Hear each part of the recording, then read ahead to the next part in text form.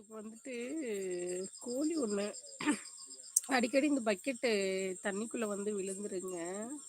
பக்கெட்டில் தண்ணி பிடிச்சி வச்சுருக்கோம் இல்லைங்களா, அங்கெல்லாம் அந்த குட்டி கோழி குஞ்சு வந்து விழுந்துரும். அப்போ வந்து அவங்கனால வந்து மேலே எந்திரிக்க முடியாது, அதில் மிதந்துக்கிட்டே வந்து படுத்திருப்பாங்க. இன்னைக்கு ஒரு கோழி வந்து அப்படி தான் இருந்துச்சு. அப்படி எடுத்து விட்டேன். அது அந்த கோழி குஞ்சோட அம்மா என்ன தெரியுமா பண்ணாங்க, அந்த கோழி கண்ணெல்லாம் மூடிக்கிச்சு. நான் கூட சரி அவ்வளோதானாட்டு இருக்குது அப்படின்னு நினச்சேன். அந்த அம்மா கோழி வந்து என்ன பண்ணுச்சு அப்படின்னா, அந்த கோழி குட்டி கோழி வந்து கொத்தி கொத்தி கொத்தி ஏதோ பண்ணிக்கிட்டே இருந்துச்சு.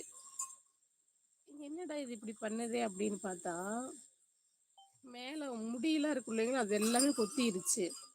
அப்புறமேட்டுக்கு பார்த்தீங்கன்னா மண்டை இருக்கு இல்லைங்களா, மண்டையில் கொத்தி கொத்தி கொத்தி அந்த மண்டையில் வந்து காயமே ஆயிருச்சு.